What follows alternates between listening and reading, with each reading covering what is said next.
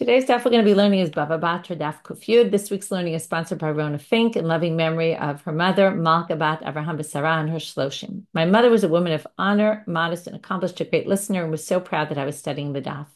And in honor of the Hadran dafers who have been so supportive during my difficult time. Okay, we're going to get started with a review of what we're up to in the flow of the Gemara. So we started our chapter with who inherits and who bequeaths to who, which relationships. We then asked that if you remember in the Torah, when it describes, okay, maybe I'll even give a little bit more background, which is there's two places in the Torah that describe inheritance laws. They both relate to the daughters of Tzlafchad, because really it sounds like there wasn't clear laws, certainly not written in the Torah, before they started asking. The Bnot Tzlafchad come and say, our father has no sons, can we inherit? And Moshe doesn't know what to do, goes to God. God says, okay, these are the rules. And then says, the girls can inherit, right? So it said, first the son, then the daughter, then the brothers, and then the uncle from the father. But we didn't mention the father, and we had a whole thing. Where do we put the father in? And then we basically took the strasha, she'ero, because it said in that last pasuk, she'ero akarov elav. So the she'ero meant the father. Karov elav meant, well, there's someone that comes before the father, because really the whole she'ero, if you remember, came at the very end as if like that's the last. But that's not the way they understand it, because the father must come before the uncle through the father. So they basically have to come up with, where does the father go? We raised all these other possibilities. Father goes after the sons and daughters. And we learned it from she'ero is the father, to which the Gemara asked, maybe she'ero is the mother. Why do you assume it's the father? To which we said, well, it says in the pasuk, mishpachto v'yarashota. So that must indicate, right, from the family. And the family is always the father, not the mother. Okay, I'm just going to pause for a minute because I did say something that I didn't finish my sentence before, which is there's two sections that talk about Yerusha. This is in one, which discusses who gets the when. And it was the immediate reaction of Moshe telling God's words after the Bnot Tzlafchad asked. 3 chapters later, that was in chapter 7 of Bamidbar, and chapter 30 in Bamidbar, again, the whole issue comes up because the sons of the tribe of Menashe come to Moshe and say, we're going to have a problem. Because when these, Tzlafchad was from Menashe, when the daughters of Tzlafchad go get married, it's going to take the Nachala out of our territory. Remember, they weren't even in the land yet, right? But it was all about preparation. We're going to have a whole mission on the Bnot Tzlafchad, so we'll get there and understand the story a little better. But there, again, it talks about inheritance and what's to happen, because there it's really talking in a different context of what happens when there's a girl who inherits, right, a daughter, and we want to make sure, though, that the land doesn't leave the tribe. And that's the whole section there, which some of the psukim we're going to talk about today also come from that section. Back to our topics. So they said, oh, mishpacha, because it says there in the psukim, mishpachto v'yarashota, from his family, and they will inherit the family. So it goes by the father, not the mother. To which we said, wait a minute, what about this guy whose name is Yonatan, who worked for Micah in the Pesel Micah story, when Micah ends up creating this, he has the Pesel, an idol, people start worshiping it, and he hires this guy to work as a Kohen, and who was he? Was a Levi, Mishpachat Yehuda, which is an oxymoron. You can't be a Levi and be from Mishpachat Yehuda. You have to be from Shevet Levi. So they say, it must be his mother was from Yehuda. And what does it say in the pasuk? Mishpachat Yehuda. So something doesn't jive. We just said Mishpacha is only father, not the mother. This pasuk seems to indicate mother. To which we said, oh, don't worry. Actually, he was a Levi,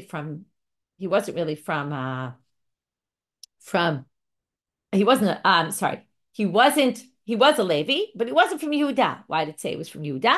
Well, in fact, he wasn't even, that he listed somewhere else as being the son of Menashe. The nun is above the line. Okay, it's not where it's supposed to be in the word. And they say, without the nun, what does it read? Moshe. He actually came from Moshe, who was a Levi, and that was really his family. And Mishpachat Yehuda, why did they call him the son of Menashe? He was really the son of Moshe.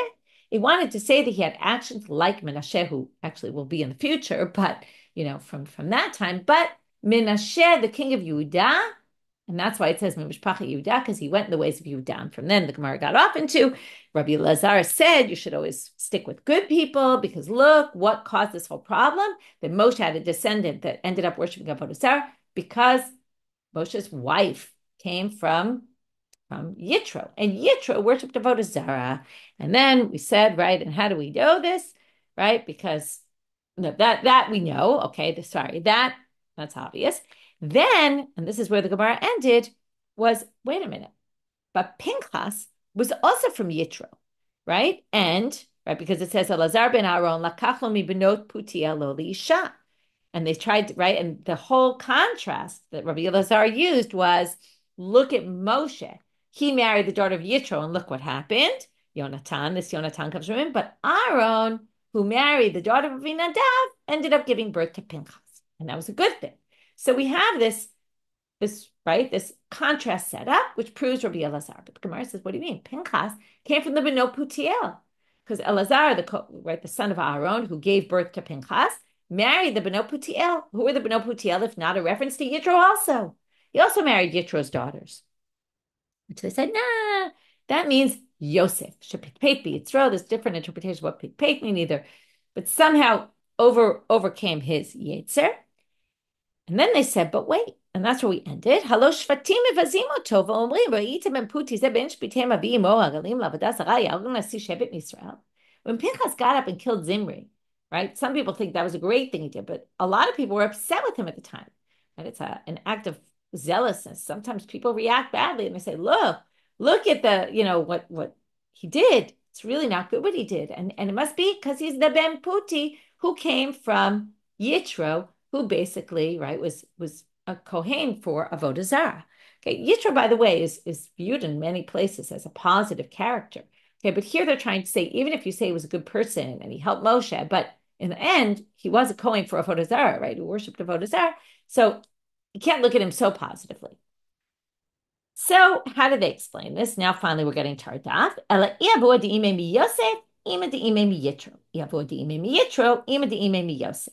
So we're going to assume that Pinchas came both from, okay, either his father's mother was from Yosef and his mother's mother was from Yitro, or the reverse.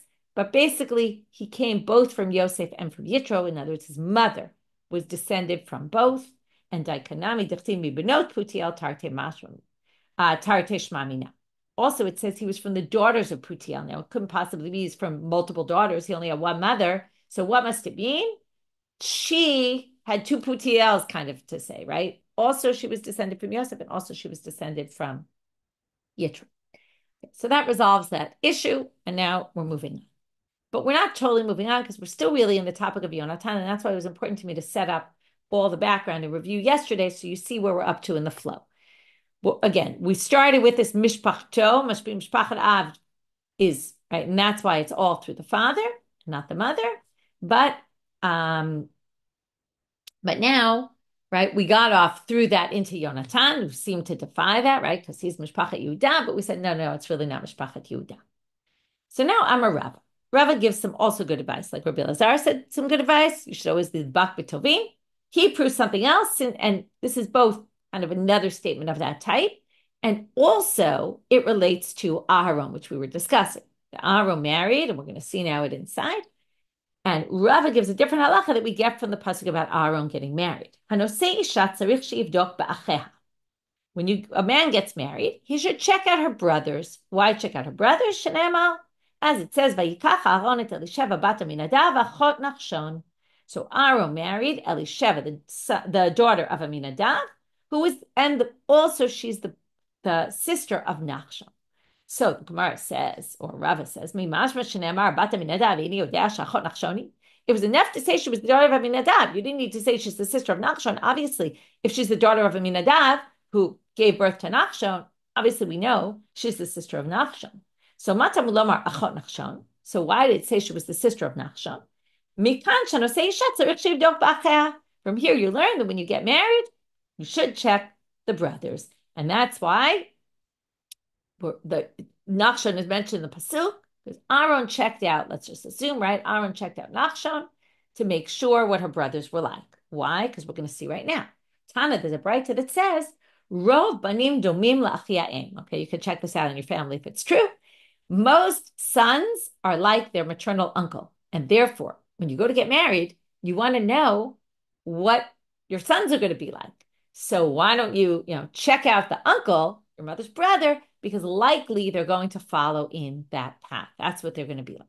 I don't know if I would say that was true of all sons, that they're like the uncle, especially if you have two sons and often they take different paths and have different natures to them. So I don't know, but you can go decide whether you agree with the statement or not. But in any case, it says go and check out the brother, and that we learn from the pasuk about Aharon marrying Elisheva. Now we get back to the story about this Yonatan character. And when the people get wind that this boy from Levi is working as the Kohen for this Pesel of Micah, says, actually, I'll read you from the beginning of the pasuk. It says, "Hema beit Micah, v'hemi kiru et kol hanara Levi." In other words, they were near the house of Micah, and all of a sudden they hear this voice, and they recognize it. By Yasur they immediately go there, v'yamrulo, and they say to him the following thing. Now, I want you to think about this. There's something strange about what they say to him. They say, "Mi haviacha halom," who brought you here? Uma tausebezem, what are you doing here? Uma lachapo, and why are you here? You can obviously figure out that this is totally redundant. They say three things that all really mean one and the same thing. Like, how'd you get here? What are you doing here? Well, where are you? Why are you here? So why do they say it in that way? And why did they use that language? To which the Gemara goes back to our assumption that Yonatan, who is the son of Gershom, who's the son of Moshe Rabbeinu, and they say to him, so here they quote those three questions. Amrulo. So here come the three parts of what they said to him. Why were they so surprised? They recognized his voice. Now you can see why they recognized his voice, because he was famous. He was the son of Gershom, the son of Moshe. And they said, "You come from Moshe." Now, each of the three sections of their question is referencing psukim of Moshe Rabbeinu. You're the son of Moshe, and psukim that are very central moments in Moshe's life. Al tikav halom, right? Don't come close. That's by the burning bush. Lav, right? So you're the one who comes from Moshe, who was told, don't come halom. Now, the word halom, that's what they use in the pasuk. Mi haviacha halom, who brought you to here, right? Whereas Moshe was told, don't go to here, right? Don't come too close to here. Lav mi Moshe ka'ati tichtibe ma ze biyadecha. Now, the second part of that question was, ma atau sebezeh. What are you doing here? So there's ma and there's zeh. Another pasuk by Moshe, when he goes and brings the simanim to the Jewish people and shows that he's chosen by God to come, ma ze biyadecha. They said, what is in your hand? Lav mi Moshe ka'ati tichtiv v'ata po amodi madi. This is in Devarim. Moshe says, when he's telling the people about when he got the Torah, it says that God told him, you stand with me. So now again, what words do we have here? Malacha po, right? And the po is there and the po is here. So again, this is a reference to saying, we don't understand. You're descendant from Moshe, from greatness. How did you get to becoming a Kohen for avoda zara? Makes no sense. And you could really see why they went back to the Yitro in the previous sugya, right? Like it must have come from somewhere in the family. So they attribute it to Yitro. But anyway, they say now, so how did that happen that you, te'aseh kohen avodah zara, you're going to become a kohen to avodah zara? Amar lahen, kach mekublani mi beit avi abba. This is what I learned from the house of my father's father. La'olam, right? He was actually throwing it back to Moshe. La'olam yaskir adam atzmo avodah zara va'al yitztarech labrio. You should always take a job, even if it means worshiping idols. And don't be dependent on other people. Okay, that's the worst of the worst, to be dependent on other people. Better to have a job, because otherwise you'll be dependent on people. You might steal, right? It could lead you to all sorts of things. In the middle of a book right now, it's not trying to, but in the book, they're justifying why people kind of end up they start with just stealing and then they end up being, really bad because they have no money and they can't get jobs and then they start stealing. And almost, it wasn't like the book was justifying it, but it was trying to explain where it comes from, right? So that could lead you to really bad places. Then you shouldn't rely on other people. So better to just have a job, even if it means idol worship. That's a bit of a strange thing, right? What Moshe told him, better worship idols?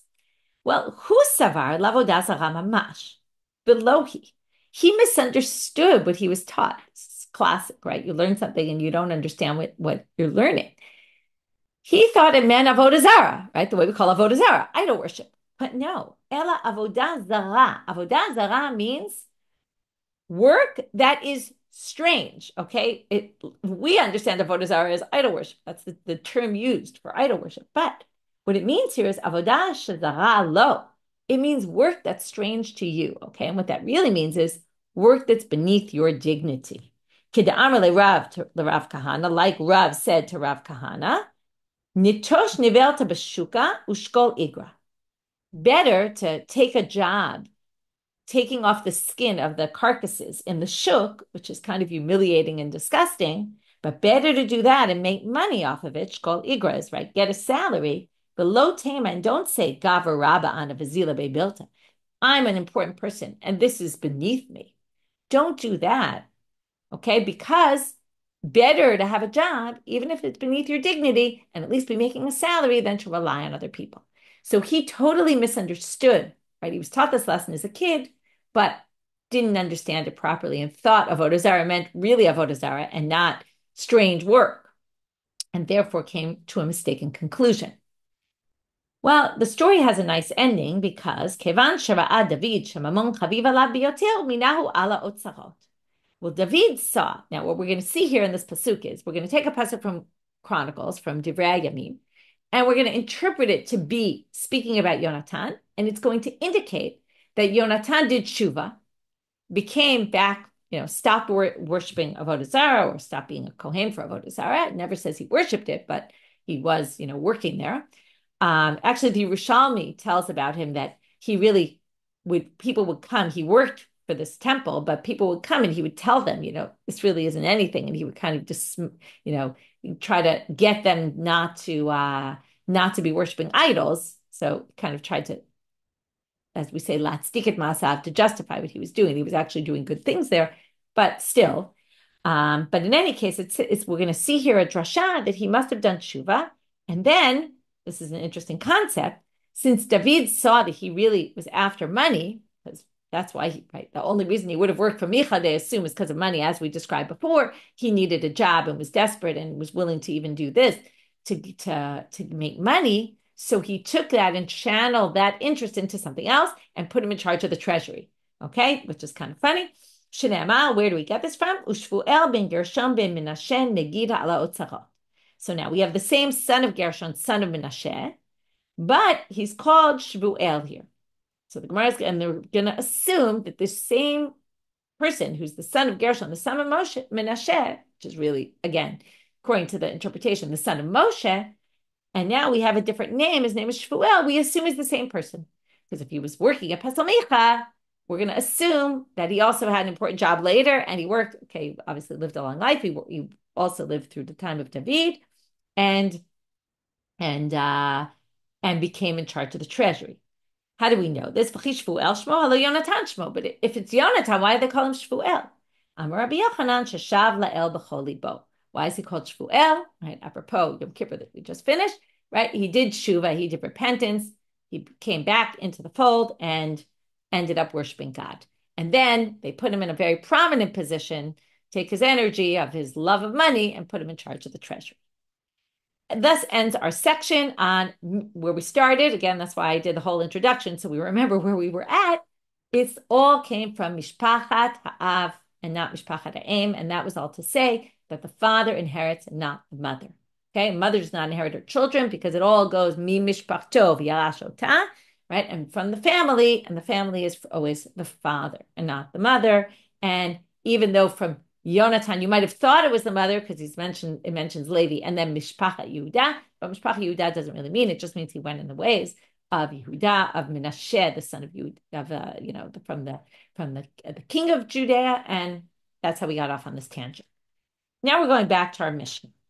Habanim ta'av. We're up to the next case. Sons inherit a father. Now it specifically says sons. It doesn't say daughters in the Mishnah here. Why doesn't it say daughters? Because the assumption is if there are sons, the sons inherit. Only when there's no sons, it goes to the daughter.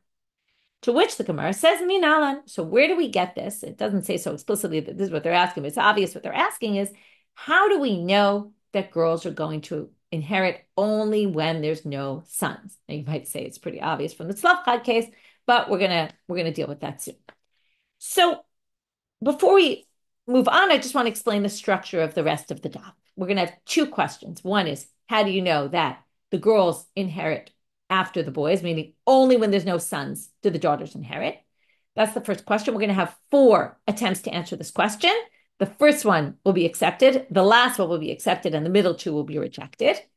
And then the next thing is, how do we know that when brothers inherit, they're brothers through the father and not brothers through the mother, which was evident from the first section of the Mishnah and the last section, because the Mishnah had said, who is nochel and manchil, brothers from the father, and the last one who is not nochel and not manchil, and that's brothers from the mother. So then we're going to say, how do we know that? We're going to bring one source rejected and bring a second source. Okay, and that will be a much simpler section. This is the more meaty section because we're going to have 4 different answers and we're going to have to kind of analyze them.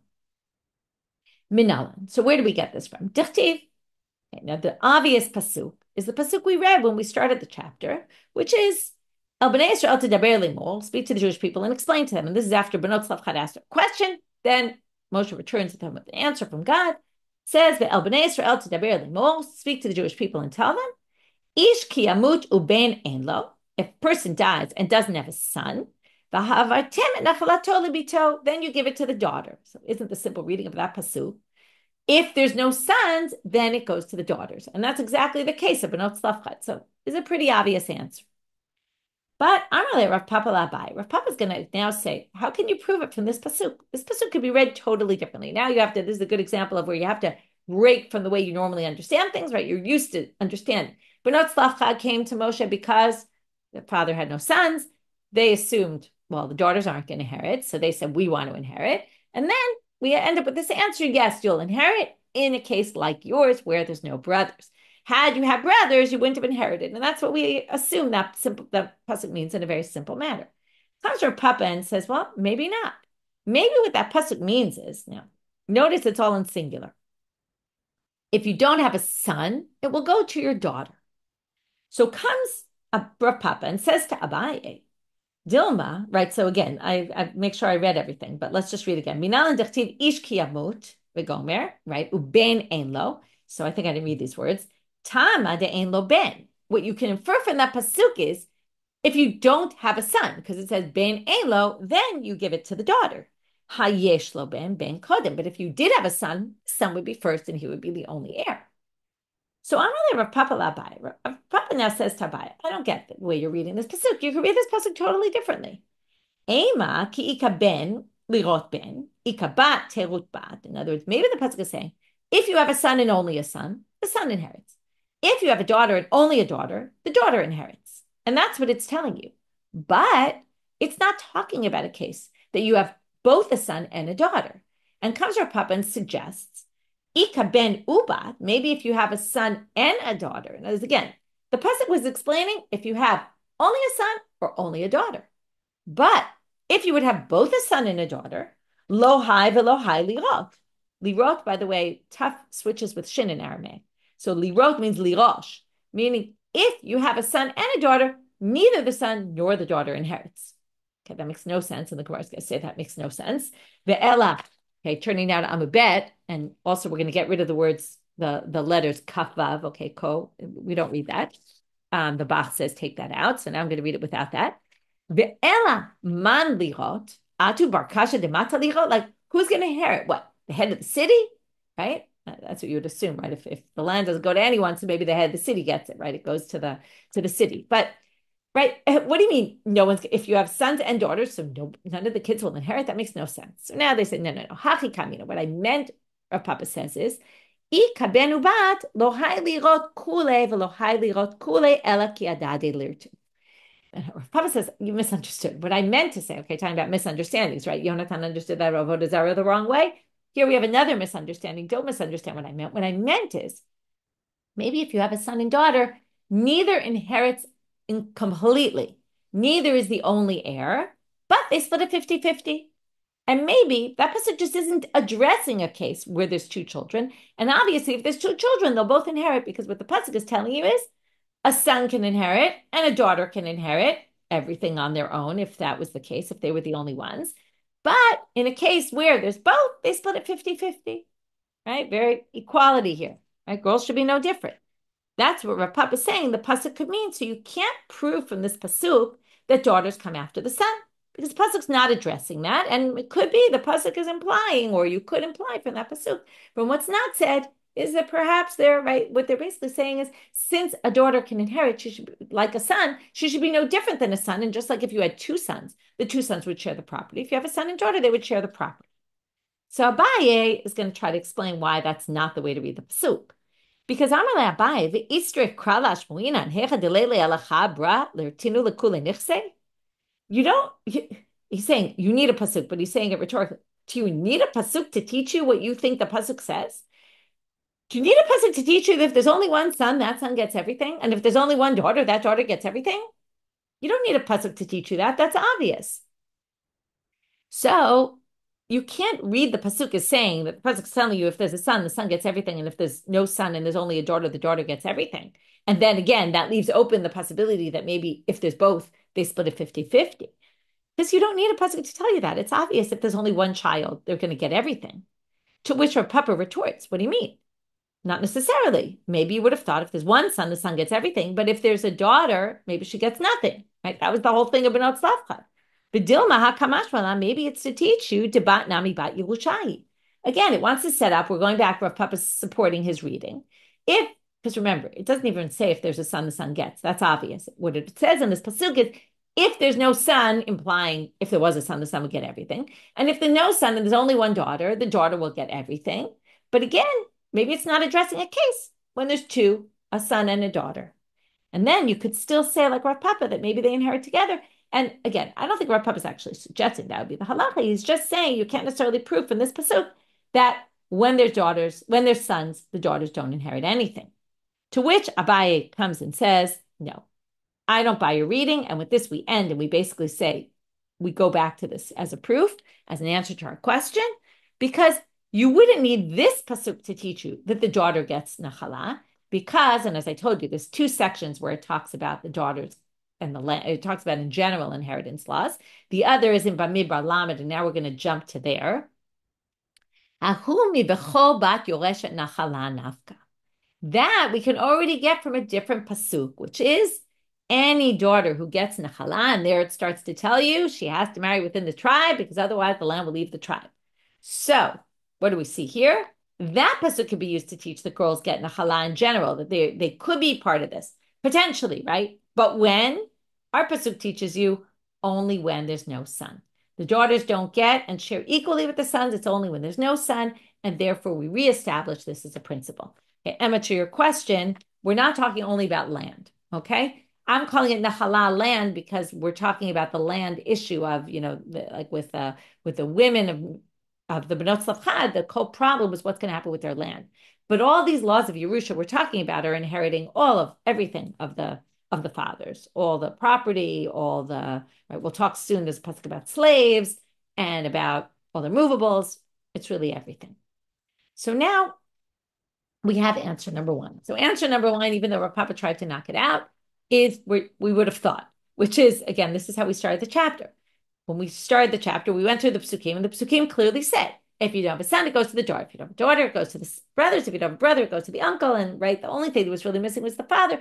But it was pretty clear they were going through the order, and that's how the Gemara understands it. And even though Rav Papa tries to suggest some other unique reading, it's rejected ultimately by Abaye, and we go back to say this is a good answer. Now, as I told you before, we're going to have three more answers. The next two we're going to get to will be rejected. The last one will also be a possibility. Rav Acha bar Yaakov Amal Mehacha. Rav Acha bar Yaakov says, oh, let's learn it from here. From where? Benot Slavchad. Okay? What did they ask? They come to Moshe and they say, Lama yigara shem avinu mitoch mishpachto ki ein lo ben. Why will our father's name be wiped out from the family, right? His nachala will go to someone else because he doesn't have a son. And what about us? We're daughters. Now, what does it seem to imply? They understood they weren't going to get nachala. Why do they come to him? They come to him because there's no brothers. They weren't coming to say the daughters should inherit with the brothers. They were coming to say, we understand daughters don't inherit when there's a brother. But when there's no brother, shouldn't we inherit? So Tama de ein lo ben, right? Their whole basis was because he doesn't have a son. Hayesh lo ben kodem, but they totally understood that if there was a son, the son would come first. So wouldn't that prove it? So now the Gemara says, talking about misunderstanding things again, Dilma benot slavcha hu deka'amran hachi. Maybe benot slavcha thought that was the halacha. Okay, and I'm going with Rabbeinu Gershom the way he reads this, because the words are maybe benot slavcha, that's what they said. And Rabbeinu Gershom adds, he's a commentary with little teeny letters on the side, on the outside column in the Gemara, the la vishum dahachidina, but not because that was actually the law. Remember, inheritance laws weren't given yet. Okay, or nobody, right? They weren't explicitly stated. I mean, maybe they were explicitly understood, but we're claiming that maybe these girls didn't understand the halacha. They assumed that they wouldn't get if they were brothers, but maybe they were wrong. V'nitna Torah, v'nitna Torah, v'nitchacha halacha. And then the Torah was given. Now, the Torah was given before this. What does it mean the Torah was given? Well, all the laws come out as a result of their question, right? So what it means here is, and then the laws were given and explained, and perhaps, right, the laws were explained. Now, this is all just a way to reject this as an answer. It doesn't mean this is the case. It's just saying that you can't prove, it's a fascinating way to say it, you can't prove from their question, because maybe they were wrong, just like we had today. Yonatan misunderstood, right? And maybe we had, they misunderstood what Rav Papa said. They thought he meant nobody inherits. That's not what he meant, right? Maybe we're under a misconception. And then comes the Torah and explains, no, when there's a son and daughter, again, it never says this explicitly, but maybe when there's a son and a daughter, they share it. Okay. Now, I see what you're saying. Moshe would have known the answer, but the point is, nobody really knew the answer yet. God had to explain to them, but maybe they just were wrong about the whole thing. Their premise was wrong. Okay. Maybe Moshe also didn't know, but the point is, right, that maybe Moshe didn't know. You could say maybe they should have shared, but maybe the question was, maybe could girls get the nachala at all? Because remember, if only girls get the nachala, then all the nachala is going to go to a different tribe when they get married. Now, there's all sorts of ways you could read this story. Again, this is a good way of breaking down right, things that we assume are this way and suggesting that, break out of your conceptions. Maybe it's not that way. Maybe, right, we often get stuck in our our conceptions of how we think things are. But maybe it wasn't like that. Maybe they were wrong. Okay. And then, therefore, you can't prove it. Now, the real thing is saying you can't prove what Bnot Tzlaf thought. It's just because they thought, that doesn't mean it's true. That's the real thing here, which is, right, to, again, breaking the conception that they were under a misconception, perhaps. Again, it's not that they were. It's just saying, because in the end, they weren't under a misconception. That was the law, but they weren't wrong. But you could read the story differently. Okay? And then, so this wouldn't be a good proof. Okay? And therefore, right, and then, by the way, this reading reads like this. They thought that they don't share 50-50, and then the halacha is, in fact, they do share 50-50. That's what this is basically trying to say. They were assuming that, but in the end, right, they were wrong. And really, the halacha is they share 50-50. And therefore, it can't be proven from their question. And so let's go back to answer 1. Answer 2 is no good. Ravina Amar Mehacha. Ravina says, let's try to prove it from a third place. Hakarov elav. Hakarov karov kodem. What did we learn? That last pasuk. If not the uncle, then it goes to the she'ero, which we said was the father. Hakarov elav. And what did we say? Well, the one who's karov, though, goes before the father. Who's the karov? The son, right? So now they say, hakarov karov kodem. Now, you're not going to like this, but what are they going to say? Don't worry, the Gemara's not going to like it either. Who's closer to a father, son or daughter? Obviously, the Gemara assumes right now, the son.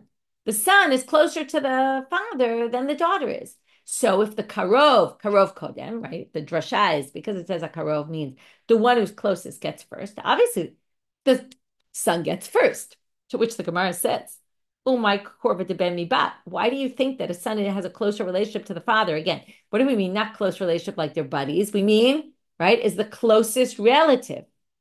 What do you mean? A daughter has the exact same relationship as the son to her father. Why would you even suggest this?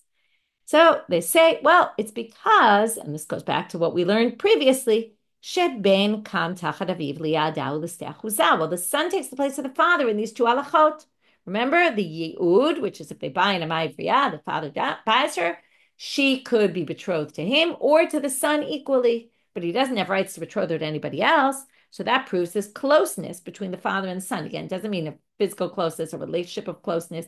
In a spiritual way, it means, right? It means really who is the next of kin, who can take the place of the father when the father dies. So he could do yeyu, the daughter can't. And secondly, steachuzanami. Also, when it comes to the redeeming of this consecrated ancestral field, we said anyone else, the rules are different, but the rules for the father are the same also for the son. So the Gemara says that's not a good proof because ye'ada batla bat ye'adai. You can't say this proves the brother is closer than the son is closer than the daughter, because she can't possibly do ye'ud. It has to be a male figure that's going to betroth the female slave. So she's not even in the parsha, right? She's not connected. So you can't say that means he's stronger because he's chosen over her. She can't possibly do that. And steachuzanami, to remember yesterday's daf, mehar pircha gufu de kakayim latana, klum yeshibum ela benkom she'em ben. Remember how they derived steachuza, that the son is like the father? Because they said, they used the yibum example, right? There's no yibum when there is a son. And there's also no yibum when there's a daughter. And that proves that the son replaces the father for steachuza. If the son redeems it, it's the same law as if the father. Well, since it's all based on, right, it didn't say so in the Torah. So how do we understand the son replaces? Because the son, right, if there's a son in existence, there's no yibum, and that shows that the son kind of takes the place of the father, because you don't even need yibum if there's a son, and you don't need yibum if there's a daughter. So basically, they say the daughter's the same for steachuzah. If the daughter redeems the consecrated field, it's also the same as if the son does it. So she's equal to the son in terms of closeness, and therefore this is not a good proof at all. And therefore, so reject answer number 3 and accept back to answer number 1. Bain ein lo, it goes to the bat, which again, the simple reading, not the way Rav Papa tried to complicate it, but the simple reading is the daughter comes after the son. And fourth answer, here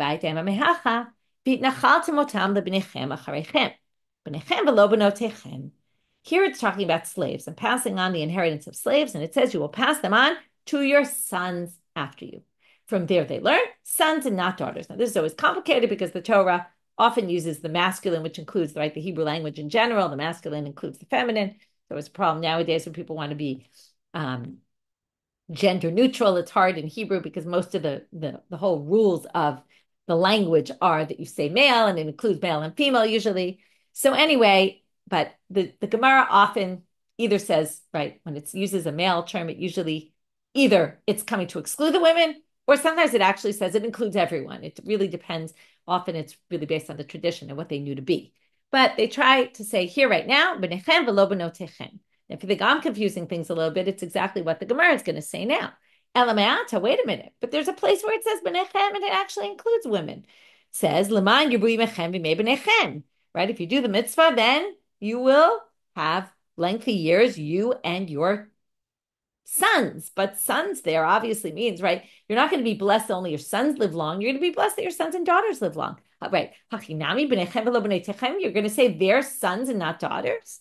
So the answer, bracha shani. That's in a blessing. In a blessing, the blessing is equal to both. But when it comes to this nachala, we're going to assume it means only men and not women. Okay, why that would be the case is a good question, right? Maybe, again, maybe it had to do with their perceptions of girls, female roles in their time. That, blessing, obviously you want all your children to be blessed, but when it comes to work and, nachala and passing on inheritance, it was viewed as a more male-centered area. Again, tradition also would explain this, would be the background to understanding this. So they're right, like someone was mentioning, men are chayav in Torah and not the women. But sometimes they say actually it includes everybody. So it really depends on the circumstance. But this is so therefore a bit of a weaker answer, because benechem could be excluding women, it could be not excluding women, but it is a fourth possible answer. They don't reject it in the end; they keep it, and we're left with our two answers. That either, right, when there's no son, then you go to the daughters. That again seems to basically be saying girls come after the boys, the daughters come after the sons, or this benechem acharichem mentioned in the context of nachala, just sons, not daughters. Now we go to our last question. So brothers through the father. Inheritance always goes through the father's family, not the mother's. Okay, so if they only share the same mother, they don't connect for loss of inheritance. Minalim, where do we get this from? I'm a rabbi, and I told you before, we're going to have two answers. The first one will be immediately rejected. Atya achava achava mi b'nei Yaakov. If you remember when the brothers come down to Egypt, they say to Yosef, when they first meet him and they don't know who he is, Shnei Masar Achim Anachnu, right? We were 12 brothers, but, and then they start explaining what happened to the other two, why there were only 10. And from there you see, Mala Halan Mina Av V'lo Mina Aim. There, when it says brothers, it's only through the father, right? They don't share the same mother. Afkan Mina Av V'lo Mina Aim. Now, by us, it also says brother. Remember, that was the whole set. If not the daughter, then it goes to the brother. So the Achim mentioned in this pasuk must mean the same as there. This is what we call zara shava, right? Where we have two words, the same word appears twice, we learn from one to the other. To which they say, Velamali, why would you use that pasuk? Like, why would you use the zara shava if it's explicitly in the pasuk? What does it say in the pasuk? Let's go back to what we saw yesterday and what I started with today. Mi mishpachtov yarasho taktiv. Mishpachat av kuya mishpacha, mishpachat emena kuya mishpacha. In the psukim about Yerusha, it says it explicitly. It's from your family. And what is your family? We already proved. Family in the Torah means family, tribal family, which goes through your father and not through your mother. To which the Gemara says, Inachinami, you're right. It's the second one, not the first. They don't reject the first one because it's wrong. They just say the second one is a much better proof. And what about the fact that Rava has this Gzera Shava? We can't just say, oh, he's wrong, there's no Gzera Shava. We must need it for something else. And you might remember we learned this a long time ago. Itmar de Rava le'inyan yibum itmar. Rava used that Gzera Shava. We're going to take his Gzera Shava and say, oh, it applies to a different halacha. How do you know Yibum is only brothers from the father, right? When the brother dies without children, the wife has to do Yibum with, or not Yibum, they do Chalitza, which is what we do nowadays to get out of the Yibum obligation. But that is done only with brothers through the father. If he has no brothers through the father and only brother through the mother, there is no Yibum. There's no obligation at all. And how do we know that? Because there it says the brother, and by Yosef's brothers, they said brothers, and they meant brothers through the father. Therefore, we know the Yibum is only through the father. So there wasn't a pasuk that indicated otherwise. So for that, we use the Gzera Shava. Here, it's very clear from me mishpachto. Okay, so what do we do today? We finished up the section before, which started with this pasuk mishpachto, right, which was to say a father inherits not a mother. It says mi mishpachto. That proves the father. Right now, we're using the same pasuk, by the way, to say right the brothers are from the father. It's all from the father. Both the father inherits and the brothers from the father, and then which actually are all connected. From there, we got to this problem with Yonatan. From there, we got off on a whole tangent about Yonatan, who he wasn't really Mimishpachat Yehuda. And we got off on all sorts of other things about checking out the sister checking out the brother of your future wife before you get married. Check her out, make sure. That's because that's what, your kids will be like. And a lot of this had to do with, that who our ancestors are affects our children, right? That was the whole thing with Moshe coming from Yitro, right? That having married the daughter of Yitro, that causes Yonatan later on to leave and go worship avoda zara. But we also saw this other explanation of how he did it. He misunderstood this avoda zara and thought it's not avoda zara, it's avoda zara. Okay, if you want to say it like that, right? It was strange work you should do, right? Something that might be beneath your dignity, but don't actually worship avoda zara, right? But you should do that rather than take charity. And then we learned that he did tshuva at the end of his life. And then we basically had two more sections, which is how do we know that daughters inherit only when there's no sons and they don't share the inheritance with the brothers? And that we brought four options, four explanations. In the end, we accepted the first and the last. And then we knew how do brothers through the father inherit and not brothers through the mother. And that we brought one, said, no, it's not really. We have a much better proof. Learn from the psukim themselves, not the Gzera Shava. And what was the Gzera Shava used for? Yibum. From there, we finished today's stuff, wishing everyone a good day and a Shavua Tov. And the bringing of good news. And by the way, Sukkot Dapim, hopefully by tomorrow they'll be up for the. I'm not going to be teaching on Friday. The Dapim for Thursday, Friday, and Shabbat are all going to go up early. So we'll put them up. Not like they won't be like first thing on the dot, but we'll send links out. And if you aren't on our WhatsApp groups or emails and don't get them, so you can write to us. But by tomorrow, hopefully they should be up. Okay, and then you can get ahead of your learning.